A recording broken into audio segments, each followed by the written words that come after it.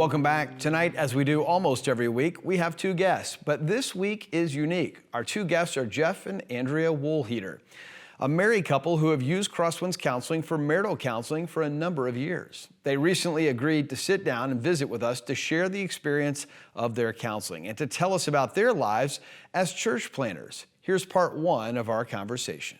Jeff and Andrea, thank you so much for sitting down with us. Share a little bit about your life story, your lives together here as a married couple. Jeff, how long have you guys been married? We've been married 21 years. This June, it'll be 21 years. Yeah. And 4 kids. Yep. Tell me about your kids. Yeah, so Wesley is our oldest. He's 17, a junior in high school. Then we have Ethan. He is 15 and a sophomore. Elizabeth is 14 in 8th grade, and Isabel, our youngest, is 11. She's a 5th grader. And you have lived a very interesting life through your married years of being a church planner. Yeah. What is that lifestyle like? Oh, man. One I said I wouldn't do again. Yeah, we're on doing it the second time, and we said we wouldn't. No, it's actually great. It's a great. It's very difficult at times, but all types of ministry are difficult. But it carries different challenges, and it's an adventure. We often say it's not like easier or harder than pastoring existing church. It's just different challenges and joys, I think. Yeah, and I think for one of the things is that obviously planning a church, you're reaching typically more unchurched people, and they carry different challenges, but at the same time, I often say that unchurched people are more honest than church people. They're just open with their sin. And there's something refreshing about that because they're not hiding it and they recognize they're sinners. And but yeah, it's been a lot of fun. It was difficult the first time, and it's difficult the second time.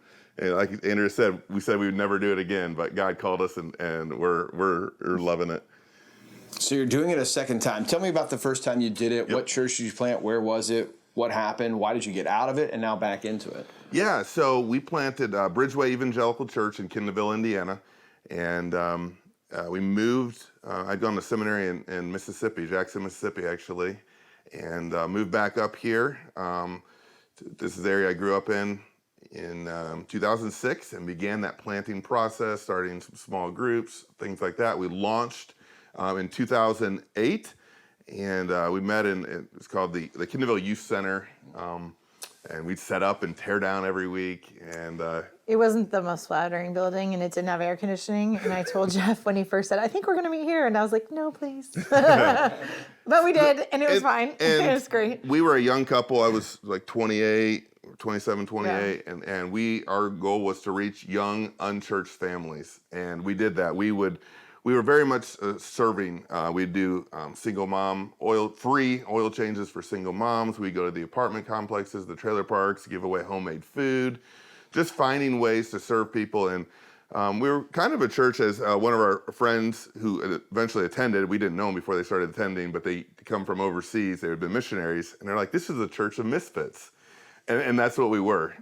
You might be sitting happy with them. Next to someone who smelled like smoke. It wasn't unusual to hear someone maybe swear in a conversation at church. That's the kind of people we reach, and it was great. And for 5 years, people came and go, but we had a good core group, about 50 people. And we were able to find a church building right on US 6, and we moved there. And within 2 years, we tripled in size. Wow. And so things were going great, it looked like it, at church, and we started focusing on, I would say, like doing excellent on Sunday morning so we could attract more unchurched people. But what we did is we attract church people. Part of it was where we were, part of it was just ministry had shifted. Yeah, and during 2015, I had an aunt that I was really close to. She'd never been married, so she was kind of a little bit of a second mom in some senses. And she passed away that spring, and Andrea had done a lot of taking care of her in the hospital. She died of cancer. And so we had that going on, and we just were at a place where we would kind of sit around in the evenings. And I remember one time my parents came over, and they said we were just kind of like stoic. Like we just felt tired, I think, emotionally. And Yeah. And Andrea, after Isabel was born, it was in 2010, but she had struggled with some postpartum depression and felt that she had gotten over that, but some of that stuff. there were just some of those things with the way I operated and processed that weren't necessarily the most healthy, and I think in some ways, and just learning how to walk through that. And so it was just a lot of little things coming to a head, and we just felt like we weren't in a great place. So you stepped away from that church that you had planted. A couple of years after well, that. not at that time. At that time, we... You wouldn't know that, but yeah. we went on a 3-month sabbatical. The church blessed us with a 3-month sabbatical, which was a wonderful time. And we had started going to counseling eight months, a little bit prior to the sabbatical. But during that sabbatical, we learned more about who we were and understanding our strengths and our weaknesses, which we'd known some, but we were able to step away. We really started to dive into a work-rest balance and life, and so figuring out how not just to go hard all the time, but to be able to really take care of ourselves. We were starting to see that just some of our habits weren't the healthiest. We were created to rest, and we weren't doing that at all. So what did that look like in light of having little kids and all that? So we were kind of processing through all that stuff on our own, and as we were coming out of the sabbatical, and we thought, well, good, we're going into a healthier season. And then there's a few more years at the church, which were good. We're good Nothing years. Was bad. We changed, became more team-oriented instead of just me doing everything, delegating better. But in 2018, I think early 2018, we just started sensing the Lord might be calling us out of that ministry and to plant again. And so we really started praying. Which we said we wouldn't do. Yeah, we said we wouldn't do it. And we just really started praying. And by the end of that summer, we felt very strongly that our season released from there at Bridgeway was done. And not just for us, but for the church as well, to be able to someone to take them. Better equipped in those areas to be able to shepherd that congregation in that way. As a more established didn't seem church to really now. be us as much anymore. Yeah. And so in October of 2018, we stepped away from Bridgeway and intentionally took a year to prepare to plant well. And it was during that season that we shifted on how we were going to plant and recognizing that basically we did two things. Like we studied the discipleship principles of Jesus and how did he make disciples, and then what is the culture we live in today? And how can we take those principles of disciple making from Jesus and apply them to our culture? And recognizing that 70% of millennials and Gen Zers won't go to church even if invited. We're going to have to reach people not through just inviting people to a church service, but where we live, work, and play. So how do we live out the Great Commission here in our culture? But not the way the traditional church is doing it is wrong. But just in a way that's not reaching a group of people that is getting larger. And so what is our role in that? And we felt over that, it was really a 2-year period where we kind of processed through that. The Lord shifted us in some places. And so now we're creating a space in our rural community where we can, people can come together and visit at a coffee shop. We're going to be starting a coffee shop. The earliest it would be this fall. And but creating that space, a neutral space where you can foster spiritual conversations and find those people who are where just anyone open is comfortable coming. Jeff and Andrea doing the hard work of planting churches. When we come back, we're going to hear their story into and through counseling. We'll be right back. Welcome back to Restoring Hope with Crosswinds Counseling. We're talking to Jeff and Andrea Wolheter, continuing our conversation now. Why did you guys make the move into counseling? What was it during that season of life, planting churches, raising kids, that caused you to think, we need to see a counselor?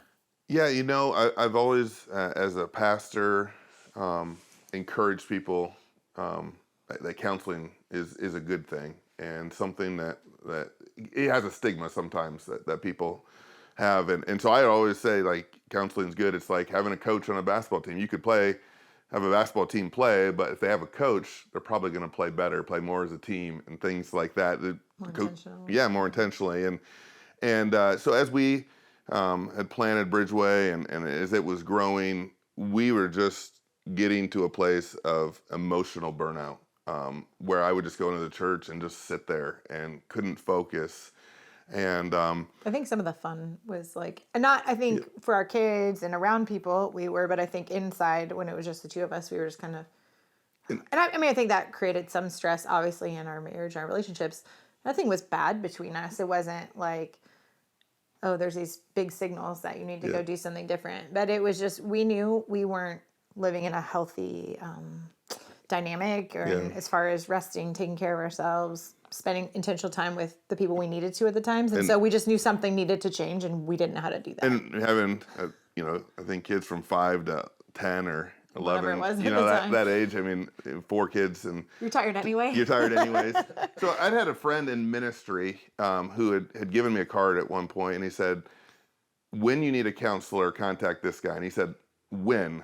He said, not if, when. And I think deep down somewhere, I always knew eventually we would go to counseling. I just figured that would be a healthy step, but you don't, I think, often know when that would happen. Yeah, and so in 2015, we'd gone on a 2-week vacation just to try to unwind and settle down and some of that stuff. And the first day back at the church, I called Andrea, and all those feelings and all that stuff was just coming back. And I said, I'm going to call this guy, and I think we just need to go to counseling. And we somehow got in the next day and started that journey. And Andrea had said, if I'm not comfortable with... We were sitting in the waiting room. And I said, if I'm not comfortable with this person, we're going to stop now so we can find the right person and start again. The right for us person or whatever.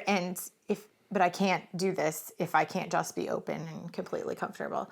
And he said, okay. And we went in, and we're still seeing and we're still seeing him to this day. And that was 6 or 7 years ago. Yeah, it was, yeah. And we look very different now emotionally than we did then. Yes, and it was so. I mean, there were some very emotional times, and early on we'd meet every 2 weeks as we started to process where we were as individuals, as a couple. We weren't like, hey, we need help with this. We were just like, this is where we're at. We know this isn't how we're supposed to live. First of all, I think as believers or as people, and we don't know what. That's it. Like, we're not like coming to you with a problem. Right, like, you didn't have a specific No, problem. we were just like, it was this just isn't all the stuff of life. Yeah, Yes. this isn't right. And I remember leaving after I was like, oh, we can keep doing this. This is fine. I remember leaving, and on the drive home, I can still remember where we were on the road, in the car, and everything. And I remember thinking, I was crying because I don't cry a lot, but when I do, it's not always pretty. And I was crying, and I remember thinking, what is it that makes me feel like we can do this? And I was like, it was just that there was hope. Talking to our counselor, we were like, oh, like, these are normal things that people deal with. And not like there's something wrong with you, you're broken, both of us came from great families who love us. It wasn't like, oh, you have these demons in your past we have to overcome. It was more like, hey, this is where you're at. We know we want to be in a healthier place, and this person is going to help walk beside us to get there. And so I remember just feeling like nothing really changed that day specifically, other than I felt like I had hope. Yeah. Like we were like, oh, someone can we don't have to know where we're going. We just have to know we have someone who will help us get there. And you've stayed invested in it 6 or 7 years later. I know it's morphed a little. Tell me how it's changed over time in frequency and the actual substance of those meetings. Yeah, I think early on we'd meet about every 2 weeks. And then there Kind of felt like damage control in the Yeah, beginning. and there was maybe like trauma. more specific like assignments. Okay, when we meet again in 2 weeks, I want you to process through this or work through Talk this. about this together, which that stuff wasn't hard. We've always been really open together. We share things openly. Yeah. We generally like each other. So that part wasn't, a problem. So we weren't dealing with that level of stuff. So that was easy. It was more like... And there was obviously changing the way we think and the way we process and all that. The way we think about each other. Yeah. Like how Jeff deals with things is very different than how I deal with it. Yep. And it's okay. So how do we navigate that? And so then over time that would space out to 3 weeks and 4 weeks, where now it's probably 6 or 7 weeks, depending on how our schedule fits in our schedule. And sometimes it's just touching base with a friend, it feels like, and other times there's things we know in between. We're like, hey, I want to touch base on how do I process this situation, or this. I notice in these situations over the last handful of years, I tend to deal with things this way. How can we work through that together? And maybe how can I learn from the way Jeff processes and stuff like that. And how can I learn from how she processes? Yeah. So Andrea, you said a few minutes ago, we looked very different then. Yeah. How do you look now compared to when you started counseling? Oh, I think we're way calmer on the inside. People who know us well might not feel that way, but I feel like I don't have to say yes to everything.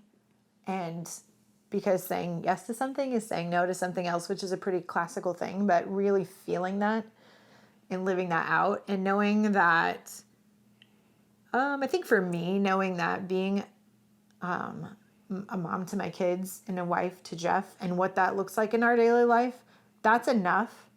If I work or if we do other things, that's fine. But really feeling, I think, confident to live out who God's asked us to be, which may be very different than who he's asked someone else to be, and being just okay with that. So for me, I feel like that's one of the biggest things is I know who I am. And starting with our identity in Christ. Yeah, starting with that and then knowing how to live that out. And also, I appreciate Jeff a lot more. I've always appreciated him, but he's very funny. He's teasing, he's joking. I'm more serious, task-oriented, not a procrastinator. These are all things that we bring both those things to the relationship, which is good. But knowing when he does this, it's not because he's not listening to me. It's just because that's where he gets there. And so I think our counselors helped give us a language to talk to one another. And while we always have assumed, like, he's on my team, he's not trying to hurt me, knowing how to more detailedly live that out. And I feel like now it's more like a balance and we feel more, and prior to that it's probably age too. Yeah. We've always known we were different, but understanding how we're different and how we can complement each other and things. And how sometimes it's okay just to be like, yeah, I don't understand that about you, and that's okay. Yeah. And I think, too, we've learned a rhythm of life and how to rest well so that we can work hard in ministry or life or parenting or just whatever it there's is. good things we have the opportunity to do doesn't mean we're supposed to say yes to them, and that's okay.